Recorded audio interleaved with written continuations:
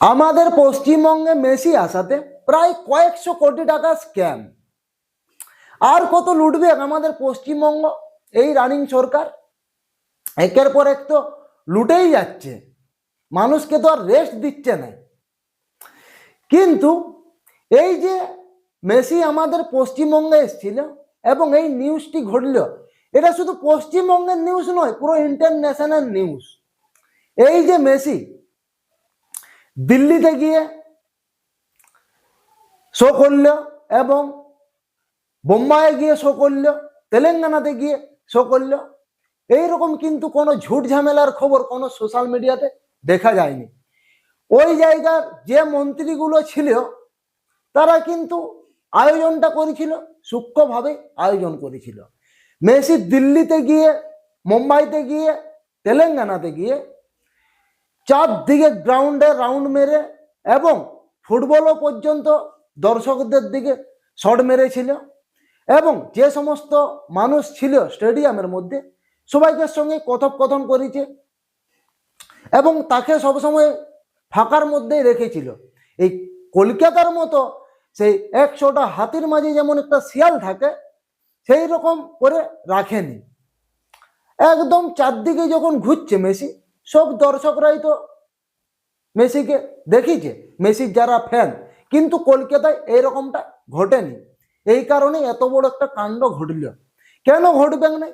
যে সমস্ত ফ্যানরা এসেছিল লাখ লাখ টাকা খরচা করে, হাজার হাজার টাকা খরচা করে মেসিকে দেখতে যদি না পায়, তখনই তো গন্ডল ঝামেলাটা শুরু হলো। এমনকি 20 টাকার জলের বোতল যদি 200 টাকা হয় এবং 10 টাকার চিপসের প্যাকেট যদি 100 টাকা হয়, এমনকি যেটা শোনা যাচ্ছে ফলের কুচি নাকি 250 টাকা প্লেটে বিক্রি করা হয়েছে। গন্ডল হওয়াটাই স্বাভাবিক। কিন্তু মেসি যেদিন কলকাতায় এসেছিল, দিদিরও আসার কথা, দিদি এসেও ছিল পর্যন্ত, কিন্তু মেসি যখন বেরিয়ে যায় ওই স্টেডিয়ামে, যখনই উৎপাত দেখতে পায় গন্ডল ঝামেলার, তখনই কিন্তু মেসির সিকিউরিটি মেসিকে বার করে দেয়। এই খবরটা যখনই কিন্তু দিদি পায়, সঙ্গে সঙ্গে গাড়ি ঘুরিয়ে ফুরুত পাখির মতো।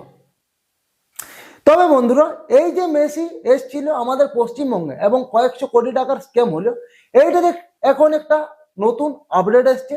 সেই খবরটি আমি আপনাদেরকে শোনাবো। তার আগে বলি, নমস্কার বন্ধুরা, আমি মানু, আপনাদেরকে অনেক অনেক স্বাগত, শুভেচ্ছা ও ভালোবাসা জানাচ্ছি আমাদের এই ছোট্ট ইউটিউব চ্যানেল মানু পাত্রতে। বন্ধুরা, ইতিমধ্যেই খবর এসছে যে যুব ভারতীয় কাণ্ডের পরিপ্রেক্ষিতে মামলা দায়ের করা হয়েছে।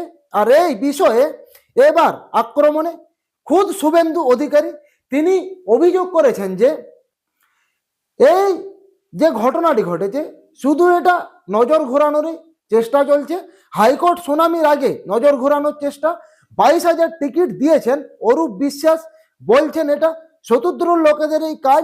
এই টিকিট শুধু বিলি নয়, বিক্রিও হয়েছে। কয়েকশো কোটি দুর্নীতি হয়েছে। যুব ভারতীয় কাণ্ডে অরূপের অব্যাহতির পরে এইরকম আক্রমণ চালিয়েছেন শুভেন্দু অধিকারী। এবং শুভেন্দু অধিকারী যে বক্তব্যটি পেশ করেছে, সেই বক্তব্যটিও আমি আপনাদেরকে শোনাচ্ছি, শুনুন আপনারা। এই কমপ্লিটলি পাবলিক পারসেপশনকে ঘোরানোর জন্য করছে। আর এই যে বিল অ্যাকসেপ্ট হয়েছে, বৃহস্পতিবার দিন মামলার আছে, কোর্টে দাঁড়িয়ে বলবে মহামান্য হুজুর সব অ্যাকশন টেকেন, আপনি আর হস্তক্ষেপ করবেন। এগুলো সব লোক বুঝতে পারছে। 20 টাকার জলের বোতল 200 টাকায় এলো কি, 10 টাকার চিপস 100 টাকা হলো কি, 25 টাকার কাটা ফলের প্লেট 250 টাকায় বিক্রি করলো কি? এই ভিতরে ঢুকলো কারা? শতদ্রুর লোকেরা। কালকে তার লোকেরা বলেছে, আমি খুব দায়িত্ব নিয়ে বলছি, যে অরূপ বিশ্বাস 22,000 টিকিট নিয়েছে। 22,000 টিকিট তৃণমূলকে দিতে হয়েছে থ্রু অরূপ বিশ্বাস। এই টিকিট শুধু বিতরণ যে হয়েছে নয়, বিক্রি হয়েছে। এটা কয়েকশো কোটি টাকার স্ক্যাম। কত কোটি টাকা আমি বলবো না। এই মানি ট্রেল হয়েছে, এর ইনভেস্টিগেশন কেন হবে না? এটা তো করাপশন হলো, শুধু চিটিংবাজি বা মিসম্যানেজমেন্ট নয়, it's a huge corruption, another corruption. Recruitment স্ক্যামের মতো, কোল স্ক্যামের মতো, ক্যাটেল স্ক্যামের মতো, ইটস এ মানে স্ক্যাম, একটা বিগ স্ক্যাম। বিগ স্ক্যাম মানে সব থেকে বড় স্ক্যাম, কয়েকশো কোটি টাকার স্ক্যাম। পুরো করাপশনে ভর্তি আমাদের পশ্চিমবঙ্গে। যখন পাচ্ছে সুযোগ সঙ্গে সঙ্গেই লুটি নিচ্ছে। আবার সামনে ভোটও প্রায় কয়েকশো কোটি টাকা খরচা হবে, আগে ভাগেই কিন্তু গুছিয়ে নিচ্ছে ভোটটা কিভাবে হবে। এই যে দেখলাম রিসেন্ট খবরটি মেসির, মানুষ তো এইটাই বুঝবে, এত টাকা খরচা করে যদি মেসিকে দেখতে না পায় এবং তার সাঙ্গপাঙ্গরা যদি মেসিকে এইরকম ভাবে আড়াল করে রাখে, এমনকি যে সমস্ত মানুষ স্টেডিয়ামে ছিল মেসি তো দেখতে পায়নি, এবং মেসি যে স্টেডিয়ামে ছিল ওই স্টেডিয়ামে যারা হেড ছিল ওনাদের ফ্যামিলি কিন্তু ঠিক আগিয়ে ভাগিয়ে নিয়ে এসছে মেসির সঙ্গে ফটো তুলতে। ফটো সাধারণ মানুষের হাতে তো পাওয়ার নেই, ফটোটা তুলবে কি করে? তো বন্ধুরা, আরো খবর আছে, সেটা আমি আপনাদেরকে শোনাচ্ছি। একদিকে যুব ভারতীয় কাণ্ডে যেরকম অরূপ বিশ্বাসের পদত্যাগ ক্রীড়ামন্ত্রীর পদ থেকে, অন্যদিকে এই যুব ভারতীয় ঘটনার ডিজিপি রাজীব কুমার বিধাননগরের সিপিকে শোকজ, রাজ্য পুলিশের ডিজি রাজীব কুমারকে শোকজ এবং জবাবও তলব করা হয়েছে। 24 ঘন্টার মধ্যে জবাব তলব করা হয়েছে। বিধাননগরের পুলিশ কমিশনার মুকেশ কুমারের জবাব তলব করা হয়েছে। তদন্ত কমিটির রিপোর্ট অনুযায়ী রাজীব কুমারকে সরকারের শোকজ, বিধাননগরের ডিসিপি অনিশ সরকারের বিরুদ্ধে বিভাগীয় তদন্তের নির্দেশ দেওয়া হয়েছে।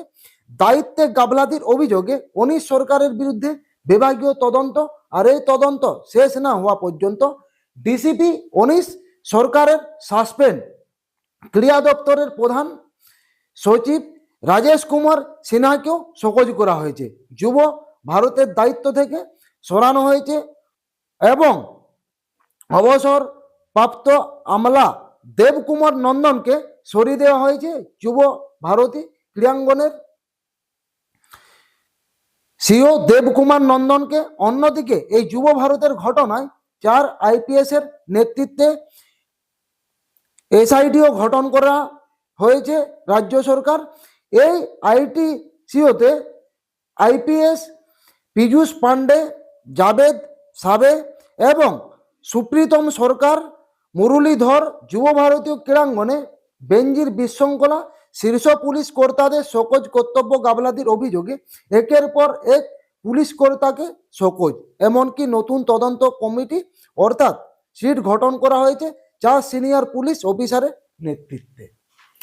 যারা যারা এই ঘটনার সঙ্গে জড়িত ছিল এবং যারা করেছে, কিছু পুলিশ এবং যারা হেড ছিল তাদেরকে সাসপেন্ড এবং শোনা যাচ্ছে গ্রেপ্তারও করা হবে। কিন্তু গ্রেপ্তার করলে কি আসলে কোনো কাজ হবে? পার্থ চ্যাটার্জিকেও তো গ্রেপ্তার করা হয়েছিল, কিন্তু এইসব নেতা মন্ত্রীদের কাছে জেলটা জেল নয়, জেলটা একমাত্র সাধারণ মানুষের কাছে জেল। নেতা মন্ত্রীদের কাছে জেলটা হচ্ছে একটা কোনো 5 স্টার হোটেল বা 6 স্টার হোটেল বা 10 স্টার হোটেল, সব কিছুই ব্যবস্থা থাকে। এই হচ্ছে আমাদের পশ্চিমবঙ্গের অবস্থা, পুরোটাই করাপশন চলছে মানুষকে লুটোর জন্য।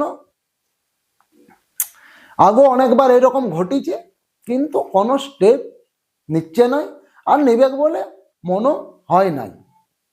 তো বন্ধুরা, এই বিষয়ে আপনাদের কি মতামত অবশ্যই কমেন্ট বক্সে জানান, এবং এই ভিডিওটা আপনাদের যদি ভালো লাগে অবশ্যই ভিডিওটিকে লাইক, শেয়ার, কমেন্ট করুন এবং যত পারেন শেয়ার করুন আপনাদের ফ্রেন্ড সার্কেলে।